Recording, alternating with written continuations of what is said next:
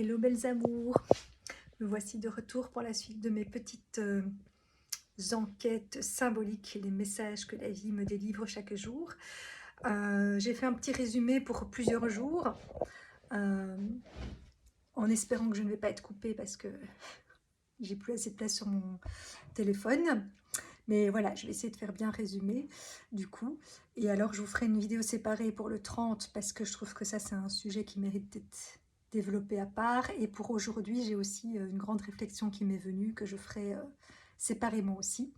Mais donc, le 26, je me suis réveillée en me disant que ça faisait plusieurs fois que je rêvais des choses où il y avait un paillasson dans l'histoire. Et, euh, et ce jour-là, Cookie, enfin Cookie c'est mon chat, a refait pipi sur le paillasson. Et en fait, il fait ça régulièrement. Alors au début, j'avais un paillasson à l'entrée et un paillasson entre mon jardin et chez moi.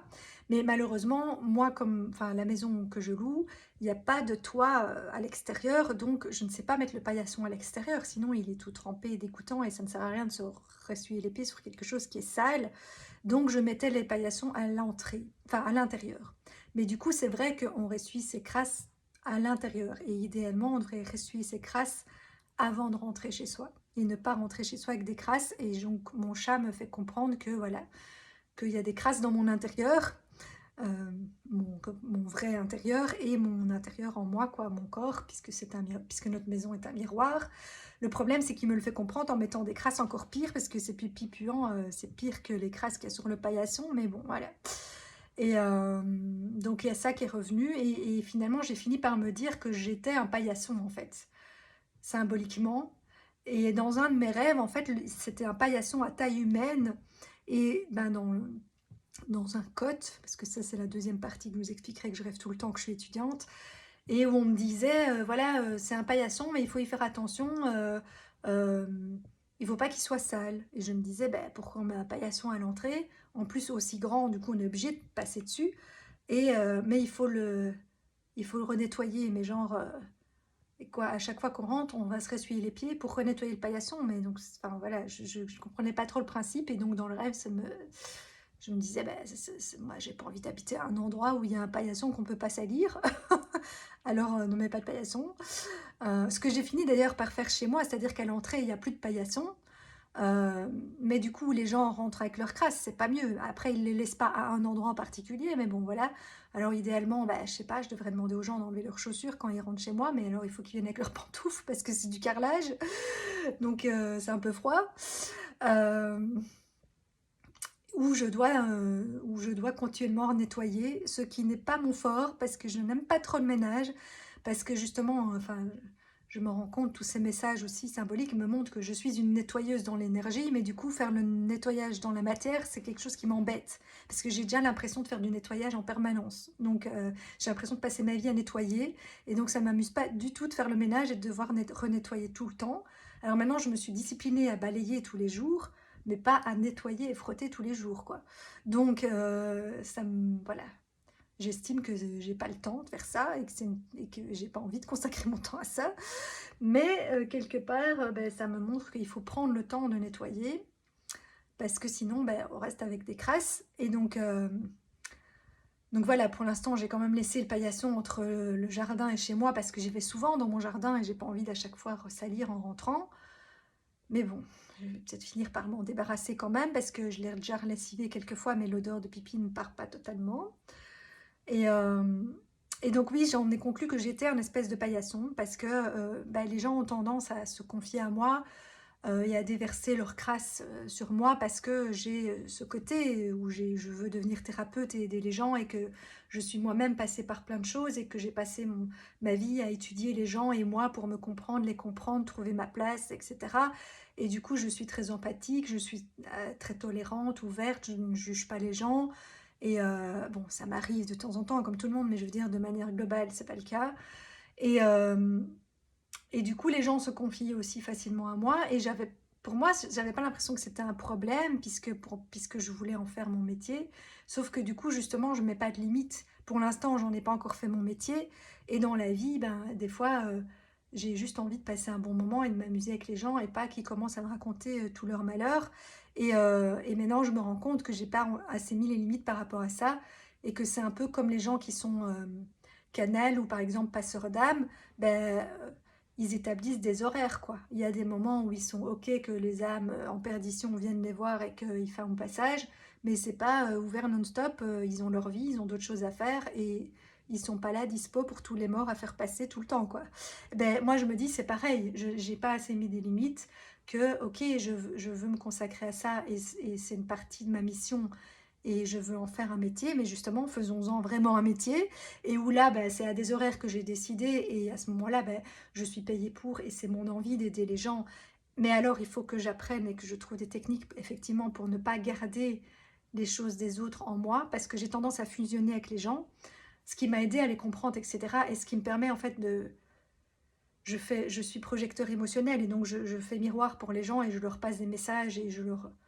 Enfin oui, je suis un miroir pour eux qui est une petite part de moi sur laquelle je me connecte pour que eux se reconnaissent en moi quelque part. Sauf que je faisais ça de manière inconsciente avant, mais du coup je me perdais, je devenais vraiment les autres, je ne savais plus ce qui était à eux ou à moi. Maintenant, j'arrive plus à faire la différence, mais je me rends compte que quand même, souvent, je repars avec leur crasse parce que je ne me nettoie pas moi, et que comme ce qu'ils me racontent me touche ou que je l'ai vécu ou quoi, alors j'ai l'impression que peut-être j'ai encore ce problème-là ou quoi, et que ils font miroir, alors que non. Maintenant, le miroir, il marche dans l'autre sens. C'est moi qui apporte ça aux autres. Bon, ça peut arriver quand même hein, que des gens me passent des messages aussi, mais la plupart du temps, en fait, du coup, je reste encore coincée dans ces trucs-là, alors que moi, je suis sortie de ça, je ne suis plus comme ça. Et quelque part, ça me replonge dedans et je fais pas encore assez bien la distinction de ce qui est à moi, pas à moi. Et donc, je dois vraiment apprendre à, bah, de un, à mettre des limites et à pas faire ça tout le temps et à dire, ok, là, moi, je suis venue à une soirée pour m'amuser et pas pour écouter tous les gens me raconter leur malheur. Alors peut-être que je peux décider que pendant la soirée, il y a une demi-heure que je consacre à ça, mais pas toute la soirée. Et voilà, y mettre mes limites par rapport à ça. Et puis aussi de chaque fois bien me nettoyer, que je le fasse d'une manière professionnelle et décidée ou parce que ça se présente dans ma vie et que là, je suis open pour ça. Mais je dois vraiment bien après faire la différence. Et ok, tout ce qui n'est pas à moi, il peut y avoir des choses qui sont miroirs et qui m'appartiennent aussi. Mais si c'est pas le cas, ok, je me nettoie et je ne garde pas ça en moi parce que du coup, je me rendais pas compte que ça m'affectait et que ça m'affectait négativement dans mes énergies parce que je me disais, bah non, mais moi, enfin, genre, voilà, puisque j'ai une haute vibration, entre guillemets, je ne suis pas affectée par ça, et puis bah, ça ne me dérange pas que les gens me racontent leurs trucs. Mais du coup, je me rends compte qu'après, moi, j'allais me nettoyer. Puisque je ne me nettoyais pas directement, après, je me nettoyais chez les autres en racontant moi-même des pseudo-malheurs ou choses qui, en fait, ne m'appartenaient même pas vraiment, les trois quarts en tout cas. Euh, et finalement, ben, j'allais remettre mes crasses ailleurs, enfin, ou mes crasses ou celles des autres, en fait, ailleurs. Donc voilà, et ça, c'est pas une chose à faire. Donc voilà, petite prise de conscience et message du jour qui parlera sûrement à d'autres. Et donc, comme je vous dis, l'autre rêve que je fais souvent, c'est que je suis une éternelle étudiante, et donc je suis toujours en train d'étudier ou d'apprendre dans mes rêves.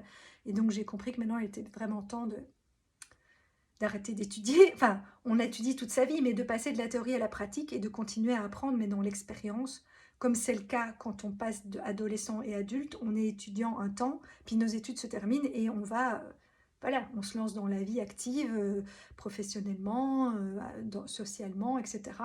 Et on va confronter la théorie à la pratique quelque part et se faire une expérience qui va confirmer ou pas la théorie qu'on avait en tête. Et puis voilà, on change de croyance, de vision, et on s'adapte au fur et à mesure de nos expériences. Et puis de toute façon, rien n'est figé. Donc la théorie, ça reste de la théorie, mais selon les périodes de notre vie, on a certaines voilà, croyances, etc., qui vont continuer à évoluer. Donc il ne faut pas trop s'y attacher non plus. Elles sont nécessaires, c'est une base, mais après, il faut aller les confronter à la réalité, quoi. Et moi, je sens bien que là, je suis de nouveau dans une phase où je suis redevenue étudiante parce que j'ai refait une pseudo-enfance et crise d'adolescence pour redevenir qui je suis vraiment, parce que je ne l'ai pas fait à l'époque, et qu'à l'époque, bah, du coup, je suis devenue une espèce de copycat en puissance, voilà. Mais je ne savais pas qui j'étais vraiment, d'où la confusion de ne pas savoir mettre les limites de qu'est-ce qui m'appartient ou pas. Et, euh, et maintenant, ben, je dois vraiment prendre ma place de qui je suis. Et je vais continuer à jouer ce rôle quelque part de miroir et de copycat entre guillemets, mais en conscience, parce que c'est pas que je copie les autres, c'est à l'inverse que je suis un projecteur et que enfin voilà, et que je leur montre une part d'eux à travers moi. Et maintenant j'ai compris que c'était dans ce sens-là que ça devait marcher, et que voilà, et puis que je dois passer de élève à professeur, et justement aller repartager tout ce que j'ai compris, étudié ou expérimenté. Et donc voilà, c'est ce qui réapparaît souvent dans mes rêves, que mes petites enquêtes de Watson, elles doivent passer de la théorie à la pratique. Euh, ce qui était déjà un peu le cas, hein, mais bon, il doit y avoir beaucoup moins de théorie et beaucoup plus de pratique. Euh, et du coup, le lendemain, je me suis de nouveau réveillée avec cette idée de travail de fin d'année en tête, comme le mémoire, enfin voilà, et que vraiment, genre, il est temps. Mais aussi, je me suis aussi dit que fin d'année, j'avais voulu essayer de faire un travail, d'aller voir à l'intérieur de moi, mais que j'avais pas vraiment réussi, et qu'il est temps que j'aille terminer ce travail-là, parce que je pense que tant que ça sera pas fait, je n'arrive pas tout à fait à démarrer comme je voudrais, parce que j'ai pas fini mon nettoyage, justement, mon nettoyage intérieur.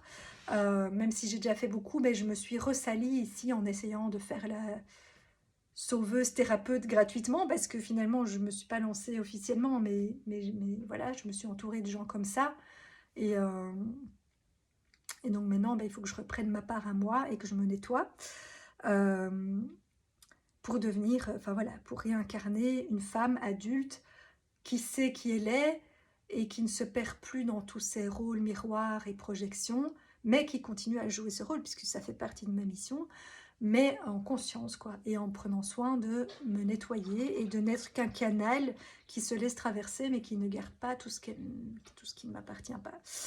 Euh, et donc après, j'ai été à ma répétition de pseudo-théâtre, c'est une mini pièce que je faisais avec d'autres femmes, et je me suis rendu compte encore que j'avais du mal encore à... Je prends de plus en plus ma place, mais quand on est deux à vouloir prendre la même place en même temps, j'ai encore tendance à céder la place. Donc je me suis dit toujours cette histoire, à mon avis, de sœur jumelle non incarnée, et où j'ai, du coup, à qui j'ai fait la place, puisque quelque part, je sais pas, je m'en voulais d'avoir pris la place. Euh, et là, je me suis rendu compte qu'il y avait quand même encore un peu ça, parce que là, quand on devait dire des mots, et par moments, du coup, on disait des mots en même temps, et quand on le disait en même temps, j'avais tendance à ravaler mon mot. Et après, ben, on nous a appris à plus le faire, donc après, je l'ai plus fait. Mais voilà, ça m'a fait prendre conscience de ça, et que souvent dans ma vie, professionnellement, quand on était plusieurs à se présenter pour le même poste, j'avais tendance à laisser la place. Bon, à la fin, je ne l'ai plus fait, hein, mais pendant longtemps, je l'ai fait. Et amoureusement, ben, je tombe pas souvent amoureuse, mais je suis souvent attirée par des hommes. J'ai souvent été attirée par des hommes qui étaient pris. Bon, j'ai compris pourquoi aussi, hein, j'ai fait ma petite analyse, mais voilà, ou même s'ils n'étaient pas pris, on était plusieurs sur l'histoire, on va dire. Et ben, dès que je sentais qu'il y avait une compétition avec quelqu'un d'autre, qu'il y avait déjà quelqu'un d'autre qui était dans qui voulait le même homme. Bon, ça fait très objet qu'on veut s'approprier. Bon, c'était pas comme ça, mais bon, voilà. J'avais tendance aussi à laisser la place parce que je ne veux pas être en compétition. Bon, de nouveau à cause de cette histoire de jumelles et de place, hein. Et donc j'ai du mal à prendre ma place quand on est deux à vouloir la même place. Mais en même temps, c'est parce que je suis venue enseigner ça et incarner ça, que tout le monde a sa place. Mais mais c'est pas pour ça que je dois céder ma place. C'est juste que, ok, il y a place pour tout le monde, et donc on ne doit pas aller piquer la place de quelqu'un d'autre. Mais au fond, on peut pas vraiment piquer la place de quelqu'un d'autre parce qu'on sera toujours là où on doit être, donc à sa place. Et mais là, voilà, je me suis dit que là aussi, j'avais tendance à laisser ma place quand je me rendais compte qu'une autre femme, enfin voilà, était aussi attirée par l'homme qui me plaisait. Je n'avais pas envie de rentrer dans une compétition ou un combat parce que justement, ben moi, je veux sortir de la dualité, et je suis venue, voilà, une partie de ma mission consiste aussi à passer de la dualité à l'unité, et voilà, à passer du ou au et que justement, on peut être tout à sa place, en nous et à l'extérieur, et nous dans le monde, enfin bref. Mais du coup, quand même, je ne prenais pas assez ma place. Et si c'est ma place, ben, là, je dois la prendre. Voilà, puisque c'est ma place. Je la pique pas à quelqu'un d'autre. Et donc, dans la vie, j'ai aussi un souci avec les routes où on ne sait pas se croiser, parce que pareil, du coup, il y a place que pour une des deux voitures, et du coup, il faut choisir laquelle de deux passe. Et moi, en plus, comme j'ai aussi un souci avec la marche arrière, mais c'est très symbolique aussi, hein, parce que moi, je suis toujours en constante évolution, et faire des marches arrière, je n'aime pas. Retourner dans le passé, tout ça, je n'aime pas. Et donc... Et donc moi, comme je ne fais pas bien marche arrière, ben, là par contre, j'ai tendance à faire bouger les autres. Mais en même temps, je fais bouger les autres, mais je n'aime pas cette situation parce que justement, je n'aime pas déranger, je n'aime pas prendre la place. Mais là, comme quelque part, j'ai un handicap dans le fait que je ne sais pas bien faire de marche arrière et que je ne veux pas me retrouver, parce que c'est souvent des petites routes aussi qui sont dans les champs plein de boue, et donc je ne veux pas me retrouver embourbée dans le champ, donc je ne veux pas bouger de la route, et c'est à l'autre de bouger. Mais en même temps, je suis gênée parce que je fais bouger l'autre. Donc, enfin voilà. Et donc, je me suis rendu compte que ce truc-là n'était pas encore complètement travaillé, même si ça va beaucoup mieux. Et du coup aussi, ce que je voulais vous montrer, c'est que quand la vie nous montre une prise de conscience, après elle nous teste. Et donc, quelques heures après, j'ai été faire mes courses, et j'étais dans une file, et donc j'étais la dernière de la file, et puis quelqu'un est venu, mais il s'est adressé à moi directement, en me disant qu'il ouvrait une autre caisse. Et donc là, j'ai hésité quelques secondes, parce que je me suis dit, mais je suis la dernière dans la file, donc normalement, c'est pas à moi d'aller prendre la première place. Enfin voilà, je suis quelqu'un d'honnête, donc je me dis, j'étais la dernière, je vais pas prendre la première place dans la file. Mais en même temps, j'ai laissé quelques secondes en regardant les autres gens, ils n'ont pas eu le temps, ils n'ont pas eu réagi, vraiment. Et je me suis dit, bon, bah, ils se bougent pas, tant pis, alors je prends la place. Et donc là, pour une fois, bah, j'ai pris la place et j'ai été la première à l'autre caisse, même si au départ, j'étais la dernière. Donc je me suis dit, voilà, la vie nous met des tests sur le chemin, après nous avoir fait comprendre quelque chose. Et je me dis, parce qu'au fond, on ne doit pas se tracasser de prendre la place de quelqu'un d'autre, que ce soit pour un boulot, que ce soit pour une relation, parce que de toute façon, si c'est pas notre place, on l'aura pas. Et puis, c'est à chacun de prendre sa place et de mettre ses limites. Et donc, bah, les personnes, si elles estimaient qu'elles étaient avant moi et qu'elles avaient le droit d'aller là, bah, il fallait qu'elles réagissent. Et dans ce cas-là, je leur aurais laissé la place, parce que c'est vrai, elles étaient avant moi. Bah, elles n'ont pas réagi, j'ai pris la place. Et bon, souvent, ça a été l'inverse, c'est que des gens ont pris ma place. Hein, mais cette fois-ci, c'était l'inverse. Mais au fond, on ne prend jamais la place de quelqu'un. C'est que c'est juste comme ça. Et finalement, on est adulte, donc à chacun de dire, bah non, moi, je ne suis pas OK avec ça, ou je mets mes limites. Ou même, enfin voilà, vis-à-vis d'un homme, c'est pas un objet. Donc, si on est plusieurs à vouloir le même homme, ben, l'homme, il a peut-être une préférence aussi pour une des deux. Et c'est peut-être que finalement, il préférait celle qui s'est effacée, mais comme elle s'est effacée, il a pris l'autre. Ou peut-être qu'aucune des deux lui plaît. Ou, enfin bref, donc voilà. Donc en fait, voilà, faut oser prendre sa place, ou en tout cas se dire, moi, c'est ça que j'ai envie, bah j'y vais. Et puis, ben voilà, j'ai ou pas la place. Et là, ben, il faut reconnaître à ce moment-là que c'est que c'était pas là où on devait aller, mais il faut pas déjà se mettre de côté. Ben, voilà. Souvent parce qu'il y a une histoire de jumeaux perdus, mais ça peut être autre chose, mais c'est une des raisons qui explique qu'on peut avoir ce comportement-là. Et donc après, ben j'avais ma pièce de théâtre, et donc ça aussi, ça m'a aidé. Ben, j'ai dû m'exprimer en public. Bon, il n'y avait pas un grand public, mais quand même. Et finalement, je me suis rendu compte que c'est moi qui avais le texte le plus long. Et ça, c'est un truc que j'avais du mal à faire aussi, parce que du coup, j'ai l'impression de monopoliser beaucoup de temps dans le truc. Mais là, je me suis dit, ben, c'est pas grave, tu assumes et prends ta place et dis tout ton texte, même s'il est plus long que les autres. Et puis aussi, il y a un endroit où on avait une place définie pour une petite partie de la pièce. Et il se fait que je me suis retrouvée devant, au milieu. C'est la place qu'on m'a attribuée. Et donc, pour ceux qui ont suivi, je disais que dans un de mes rêves précédents, il y avait ce truc d'être en scène devant et que je me sentais pas prête et que du coup, j'étais retournée plus derrière. Et là, bah, c'est comme si la vie me dit, bah, si, mais non, tu es prête pour l'avant-scène et pour avoir le rôle principal. Bon, là, j'avais pas un rôle principal, c'était partagé, mais disons que j'avais un texte un peu plus long et que je me suis retrouvée celle qui était devant au milieu. Et donc, parce que voilà, de nouveau, tout le monde a sa place, mais je dois prendre ma place aussi plus sur l'avant-scène et dans la lumière, ce que je ne faisais pas jusque-là. Et après, j'ai un petit truc, une petite anecdote qui m'a fait rire. J'ai regardé un film et la fille s'appelait Nathalie, comme moi. Et en fait, elle boudait et elle stressait parce que la vie ne se passait pas comme elle voulait.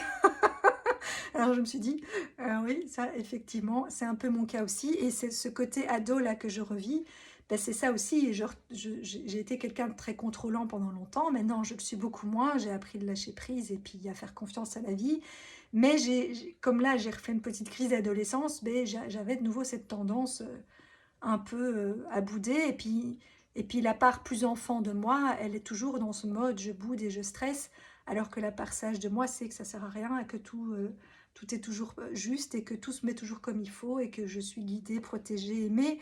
Mais j'ai cette part-là en moi qui n'est pas encore totalement rassurée par rapport à ça. Et donc voilà, ça m'a bien fait rire que même dans un film, et en plus cette fille dans le film, elle était médecin. Donc je me suis dit, ça me confirme un peu aussi mon rôle de guérisseuse. Alors pas en tant que médecin voilà, classique, mais je m'estime être un peu...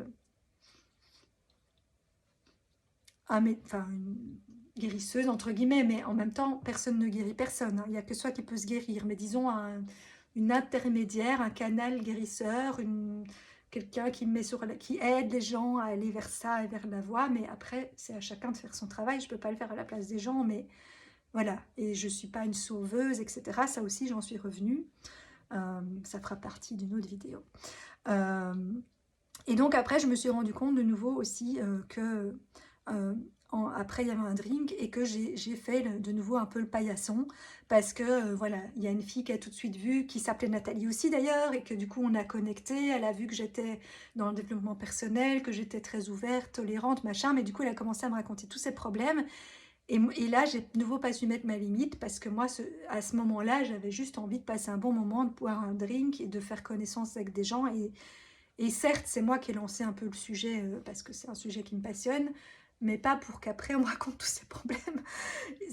Enfin voilà, je suis d'accord de le faire dans mon cabinet, futur cabinet, mais là sur le coup, voilà, c'était pas le cas. Et je me suis rendu compte à ce moment-là qu'effectivement, ça me prenait beaucoup d'énergie d'essayer de sociabiliser et de ne pas mettre ma limite. Alors que là, ben voilà, de un, j'étais fatiguée après cette longue journée et j'avais pas envie d'écouter les malheurs des gens à ce moment-là, mais je l'ai fait quand même. Voilà.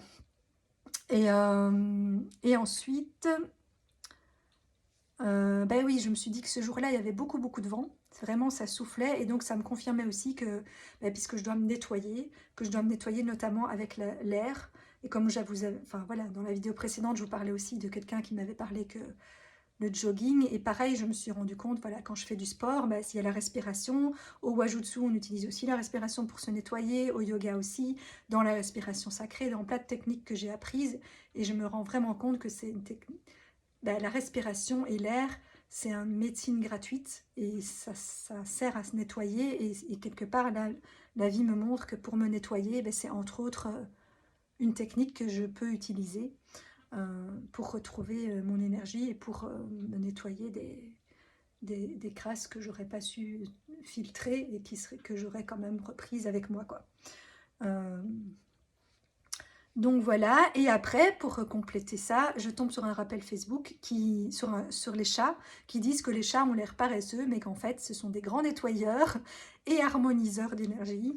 Et voilà, et moi je sais que c'est un de mes rôles, et que d'ailleurs je me suis autoproclamée chat-woman parce que ça faisait chaman au féminin, mais aussi parce que les chats, et je me sens avoir un côté chat, et je sais que c'est ce que mon énergie fait, mais c'est pour ça que je dois me nettoyer moi-même après, c'est que partout où je vais, je nettoie, j'harmonise, et d'ailleurs de nouveau dans ce groupe de femmes très différentes, on nous a donné le feedback, hein, mais vraiment, on était toutes des femmes mais hyper différentes, et pourtant il y a eu une super belle entente et harmonie entre nous. J'ai encore des frissons, mais moi partout où je vais, j'ai ce feedback, parce que je sais que je joue ce rôle. Alors après, ben, dans les groupes où je vais, il y en a certainement d'autres qui y contribuent aussi. C'est pas que moi qui fais tout, mais je veux dire, je sais que j'amène ça partout où je vais. Mais après, ben, ça me fatigue, et je dois aussi voilà, me nettoyer et me recharger parce que ben, je fais ce travail même...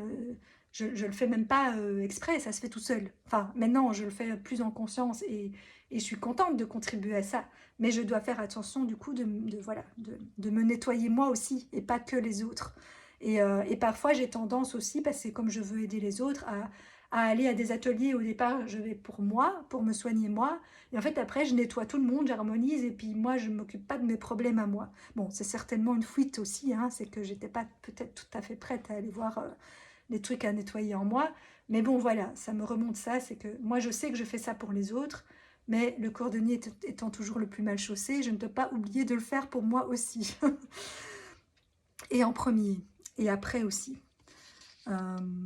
Voilà, et après, si ça ne coupe pas, je vous raconte une dernière petite anecdote qui n'est pas vraiment liée, mais j'ai trouvé ça de nouveau comme un signe de la vie, que vraiment j'ai instinctivement, on est toujours à la bonne place et je me sens protégée. C'est que j'étais sur la route, je revenais et